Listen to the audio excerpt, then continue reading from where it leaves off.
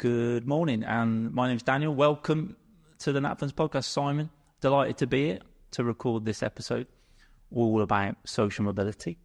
As I said, my name's Daniel Grinsted. My official job title at Napfins is Talent Acquisition Business Partner, but recruitment is how I like to summarise in one word. And I guess we should talk about a bit about our backgrounds, because the subject we'll mostly be talking about today is social mobility.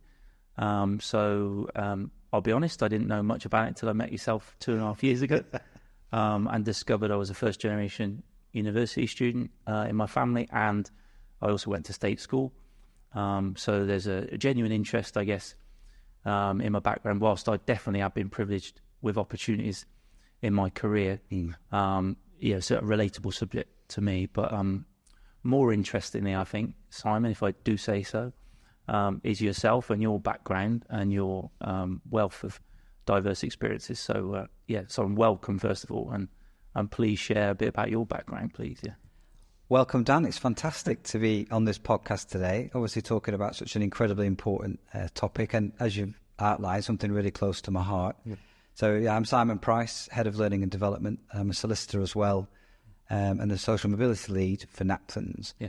So I was the first person on my council estate to go to Sixth Form College, to go to university and become a professional. And I've been a lawyer for nearly 25 years. Yeah. And during that time, I've done a lot of work with young people in schools and colleges all across the UK about social mobility. Yeah. And now it's wonderful to work for a firm like Napfins, who are championing improving access to the law for all sections of society through social mobility. So it's wonderful to have this opportunity to talk about it today. Thank you, Simon. And it's a really interesting topic.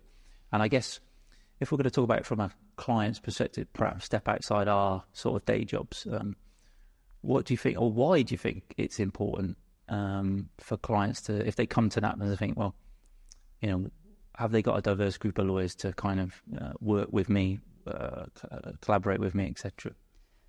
Yeah, I mean, it's a great question. And when people think of inclusion initiatives like social mobility, they do often think, what's the point? Yeah.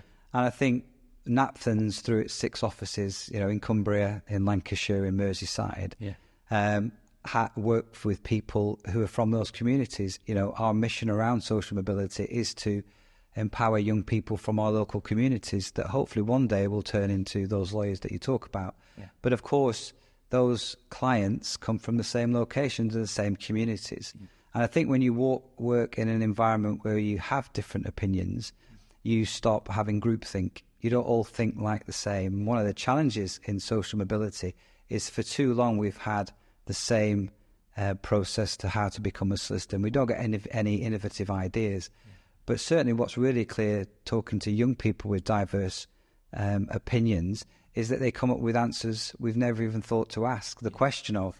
And I think that diversity of opinion demonstrates to clients that actually we all want to build up our communities. Yeah. And just in addition to that, there are multiple studies that show that companies that are more diverse make better profits in the longer term because of the innovation around new ideas. Yeah. So not only is it great for the workforce, it's great in terms of, from an inclusion perspective, it's great for the bottom line as well. So, it's a fantastic opportunity today. Definitely, thank you. And it is interesting, we've got those little pockets of, we've got like a rural sort of property, business team up in Cumbria and sort of East Lancs, which is, people from farming backgrounds working with us and then representing sort of the agricultural farming community. And then we've also got a city law firm in Liverpool, diverse again. You couldn't be more different, really, could you? Yeah. And I think those 2 areas.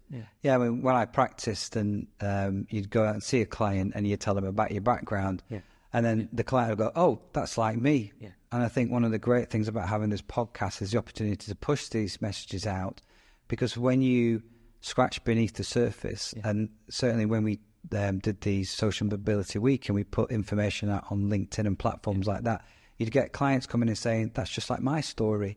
And I think we want the kind of shared lived experiences and that common purpose, because we're a great law firm, but it's also great to have great people as well. So, looking forward to this very much today? Yep. So I think it's a great place to start just talking about defining what social mobility is. Yeah. The concept's been around for about 100 years, but it's really only entered the consciousness of professional services firms and law firms in like the last 10 or 15 years. Yeah. And really interestingly, during Social Mobility Week in June of this year, we went to a college and a university and we got students together and we said to them, you know, what is social mobility? And you remember because you were at one of the sessions and there was I've no idea what it means. Yeah. What they were really clear about is this idea that places of work should be inclusive. So that was really good to kind of get this understanding of what social mobility is so that we can start to define it. Yeah. So there are lots of different definitions of social mobility, but what we're going to look at today is this idea of looking at our jobs. So what do our jobs do? What do we do? How much do we earn? And then comparing those to our parents. So, for example, my parents, worked in a supermarket. I was an electrician. Yeah. I became a solicitor. I'd be socially mobile. So again, we're going to kind of look at that in terms of moving from one traditional class. So we were working class. I'm now professional class. So it's this kind of upward mobility. Okay, thank you, Simon. So that's what social mobility is. And now, what do you think that means to us, really? What do you think social mobility means to us in the working in the legal sector specifically? Because that's what we very much are part of in NatFund's legal services. Yeah, and I think for me, talent's everywhere, but certainly the evidence would suggest that opportunities aren't. So there's 7% of the population go to private school, but 22% of solicitors in this country are privately educated. There's also a really interesting study by Oxford University that talks about if you come from if your parents are a professional background, you're 20% more likely to be a professional than someone from not similar backgrounds. And what that does, it just keeps the status quo. Yeah. What it does is it cuts off routes for people who haven't got those opportunities. So I think championing social mobility is not just an inclusion initiative. It's about making sure that we find the best talent wherever they are and creating those opportunities. Definitely. Thank you, Simon.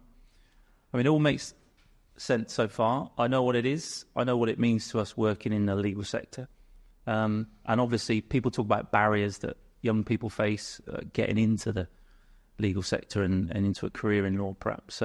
So perhaps you could share a bit more insight into what you think those barriers are, those obvious barriers, I guess, to start with. Yeah, I think that the most obvious barrier to start with is you've heard the phrase, it's not what you know, it's who you know. Yeah, absolutely. And I think this idea of our social networks are hugely important. Yeah. We've already talked about the importance of having professional background.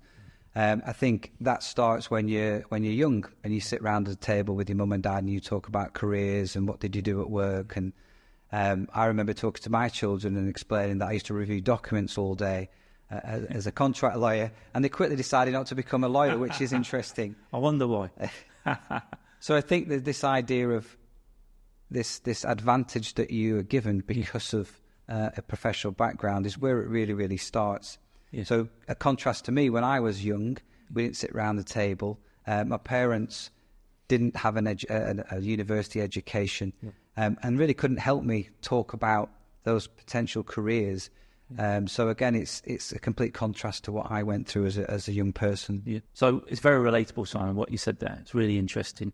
And then people often talk about sort of hidden barriers or those social nuances, if you like, those subtle things that stop people or people fear when they look at researching a profession or where they want to be or where they want to go in their career. So it'd be interesting to hear your thoughts on that as well, and what young people might be thinking in terms of those other barriers that people face. Yeah, absolutely. And this is the barrier that really just knocked me for six when I went to university and then into law firms, is that I'd worked really hard, I'd got the grades, I thought I was successful.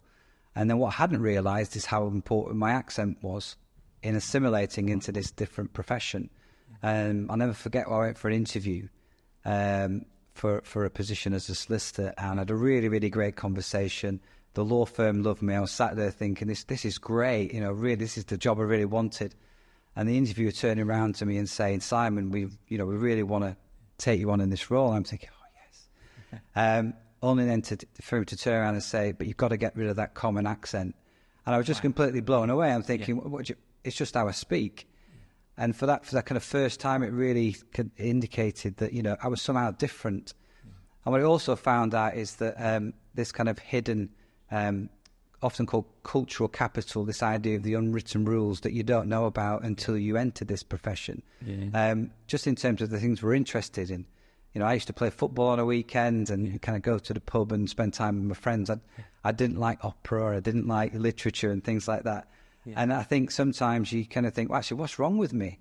You know, I've worked really, really hard, but somehow I don't seem to fit in. And you often feel like you can be an imposter. And the reason why social mobility is so important to me is when we go around universities and colleges and schools and we talk to young people from a lower socioeconomic background, we still hear the same stories. We still hear the fact that they can't get work experience because they don't know about professional careers. They're working really hard and getting the grades at schools and colleges, but then they're applying to these roles and they're hitting these barriers. So it's a great opportunity today to talk about these hidden barriers so that young people can be prepared. And so when we talk to young people, we say, actually, just be prepared about what you're going into so that you can make an informed decision. They are barriers, but as I've proven, and the ambassadors at Napthans, people do overcome them. So we're just trying to level the playing field so that everyone has that opportunity. Absolutely. And I think that's what makes it such a relatable subject and why we want to sort of talk about it more and share it wide with a larger audience. Also, let's talk a bit about moving on, if you like, to what Napthans are doing and what we've been doing specifically to help sort of look at those barriers. And, you know, we're trying to, obviously, like you say, level the playing field. So should we talk a bit about what we've been doing, you've been doing specifically at Napthans? Absolutely. And it's fantastic that Napthans have embraced and supporting social mobility. The fact that we're even talking about it on a podcast today is wonderful to work for a firm that supports it. Yeah. You know, last year, September 24, we wrote our first social mobility plan and we decided there was 4 pillars that we'd focus on. So outreach and advocacy, access and progression. And certainly in the outreach and advocacy, we've worked with almost 1,000 young people in the last 12 months. Why? But of course, we've also made changes to our recruitment as well. Dan, do you want to tell us a little bit about that? Yes, thank you. The first thing I want to highlight, I guess, is a big shout out to our degree apprenticeship scheme, which I think the legal sector itself has created. So that's the first thing to say, which is great. They've embraced that new scheme. So the solicitor degree apprentice and then Napthans have also jumped on it, which is great. So we're going into our 3rd year now in 2025 September, and I think that has, you know, instantly opened up another pathway for young people to get on that qualification route.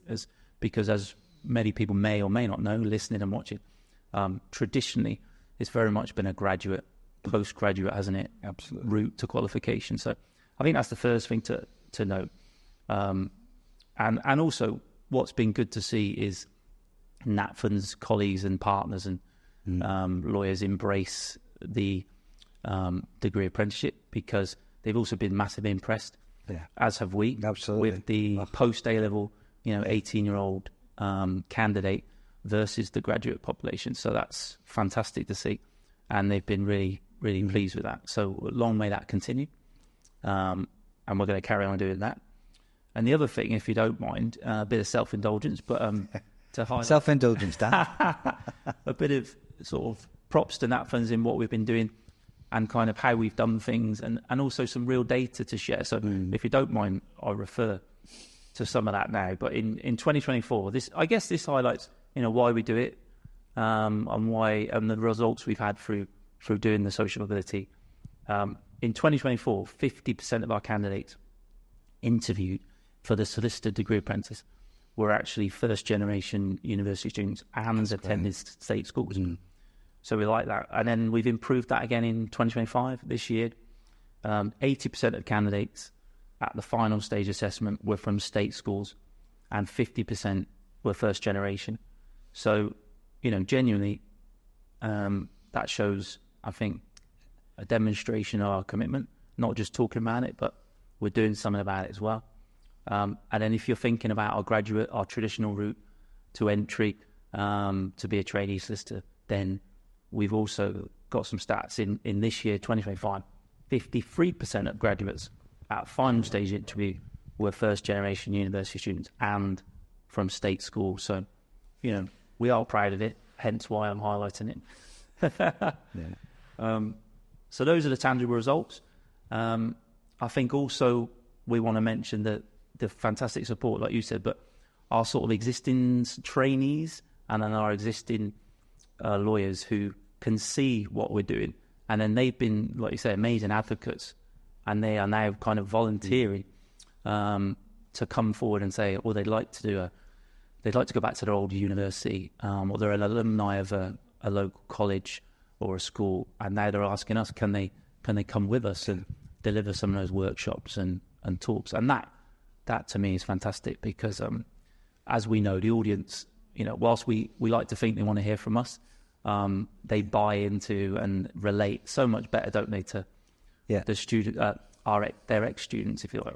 But I think the great thing about that is there's nothing better for young people to see someone who was a few steps behind them a few years ago. And that's where we can tackle that barrier of social networks, this idea of having an unfair advantage. It levels the playing field. So we see people who've made that similar journey through a lived experience, and they can walk away from a talk going, do you know what? I want to be like Dan. I want to be like Jenny. Yeah. And that really kind of helps with the confidence to kind of share those stories. Yeah. And one final thing, just on from a sort of a selection process sort of point of view, we've also introduced blind recruitment to our early careers, so our graduate and our degree apprenticeship, which massively reduces sort of the bias and the unconscious bias associated with recruitment. And that's been, again, supported by our colleagues, which is really nice, a really nice thing that we're doing. And ultimately has brought this diverse, or more diverse group of applicants coming into NAPFN. So that's enough self-indulgence for me. Yeah. Moving on to progression. Can I just come back on that? Yeah, of course you can. I think the great thing about the blind recruitment is we recruit on what we see and hear. Yeah. And again, it's not about how you sound or what university you went to. It's the best person for the job. Yeah. And it's great to kind of hear those stats, because it proves that what we're trying to do is making some small difference. Yeah. So I love that, and it's a great thing. Thank you. So progression. So it's all very well me talking about how great I am at bringing people into NAPFN, but when they get here, people want to know, do you just leave them at the door? What? Because that's a big transition, as we've learned as we've gotten, let's be honest, and we've made mistakes. Of course, we have along the way. But what happens when they get to NAPFN's first day onwards? Over to you, because you've been brilliant at setting that up. No, we just do leave them at the door. There's your pass. I'll see you later. No, I think. It is a misconception that once you get into a law firm and you're a trainee, an apprentice or a solicitor, you've made it, that's it. Yeah. The bias stops, but it doesn't. There's a really interesting report from the Social Mobility Foundation, I think it was last year or the year before, that said people from a lower socioeconomic background, when they become a professional, earn on average £6,000 less than someone who's from a professional background. Why? So the reason is because it's more difficult to assimilate. They don't go for opportunities. They still feel they're an imposter. They don't put themselves forward. So last year we launched a couple of programs, one for the apprentices and the trainees, called Flourish. And that's a 2-year program where each trainee is matched with a mentor, where we have a series of skills-based workshops throughout the year, how to network, how to build your confidence, how to do resilience. So again, great opportunities to build that confidence that maybe when you came into the profession you didn't have. Yeah. And we still don't stop bugging them, even when they qualify, because we also launched Launchpad. Yeah. I like a name for a program. I don't know where you come up with these names. Yeah. I sit there on my little pad on the way into work. So it's... I remember when I was a trainee and a solicitor that you were there, you knew the law, you knew how to win clients, but there was just something missing. So again, we help the qualified solicitors learn how to network again. So we build on what we've told them in the Flourish program. So how do you win that first client? How do you build a practice? What's your professional practice like? Who are you going to sell to? What's your value proposition? So that, again, we're leveling the playing field. So they go out, win work, And of course, the benefit of that is it helps Naptons. Yes. That the more people we've got winning work, Yeah. and having confidence in themselves, the better it is for everybody. Yeah. A great bit as well in terms of just this idea of when people go into the profession. As you know, we measure the social mobility data as well. We capture that. Yeah. You know, and the stats are really, really good on that. I haven't been as efficient as you today and written them down. But overwhelmingly, 80% of our people are first generation university. So we're doing really well as a firm, which again gives you real confidence about the social mobility journey that we're on. Yeah. And I think, you know, I know I'm biased, but genuinely, those peer-to-peer groups, I think, you know, the feedback we've had from colleagues now who've been in the business and sort of been part of them has really been positive. And I think that does help us, you know, attract and retain people. So is there anything else that have we forgotten anything else about what we've been doing with perhaps the young people?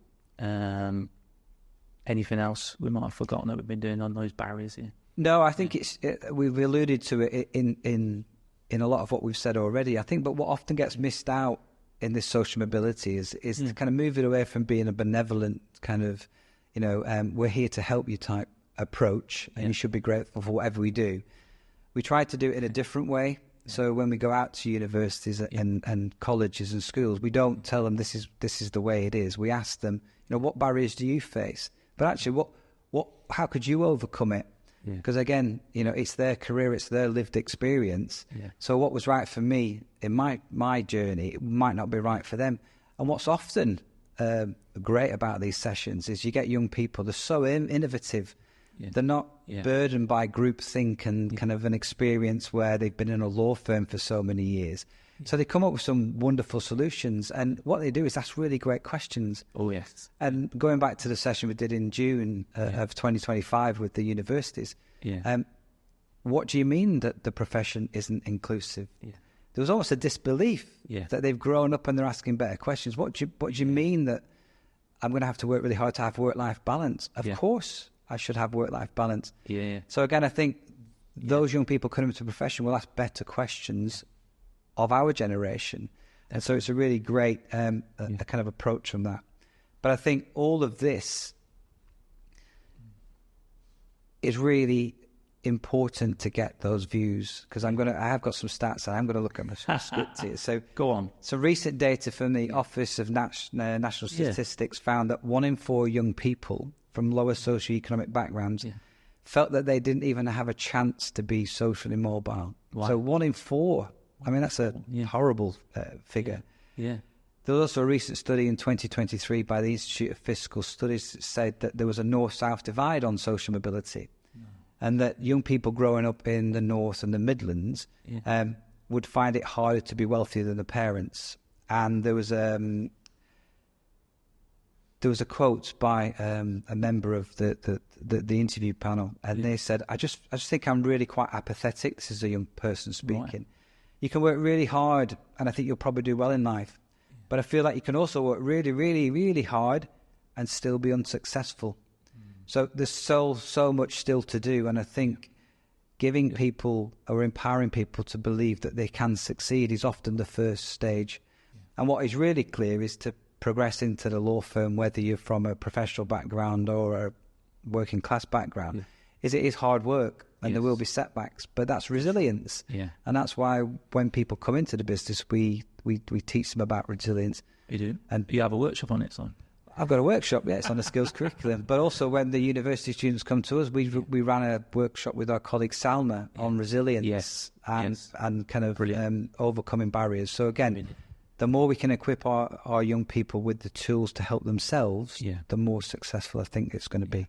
Thank you. I think we've covered a lot there, haven't we?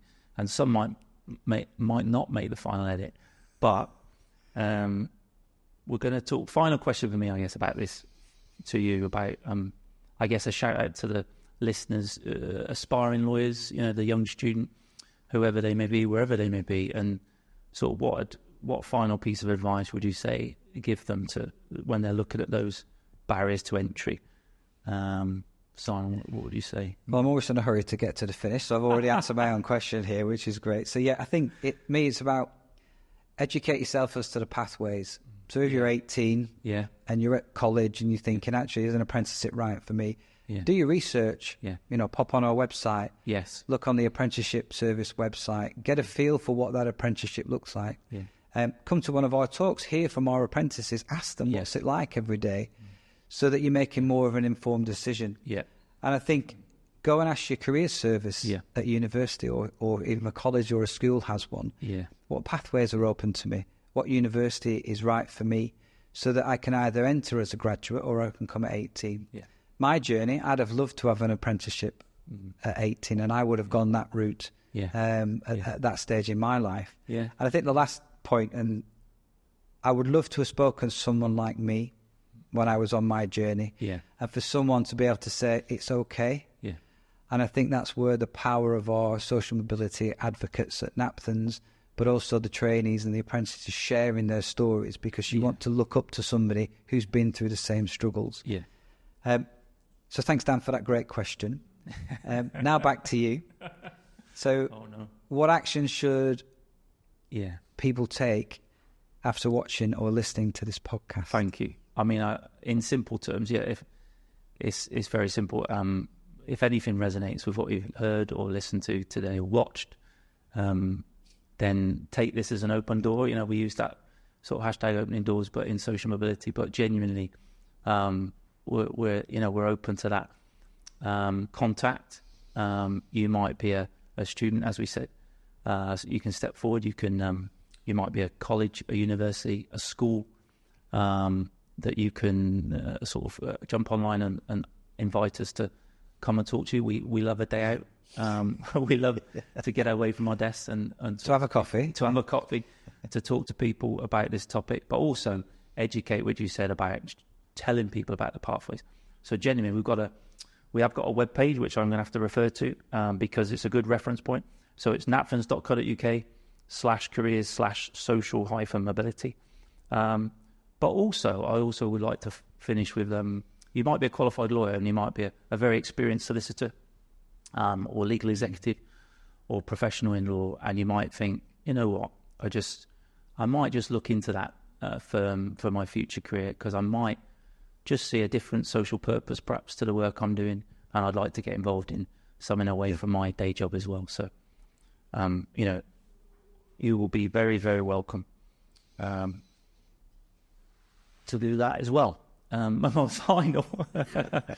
And then if email is your preferred contact method, then I'll definitely shout out our email address, which is very simply mycareer@napthans.co.uk. That's mycareer, all one word, @napthans.co.uk. If you'd like to contact us. And then I think our time might be up, Simon, as much as we enjoy talking to each other. We've got to wrap it up. This fantastic podcast episode. We've done it. It's been wonderful to discuss social mobility with you today. I know it's close to your heart.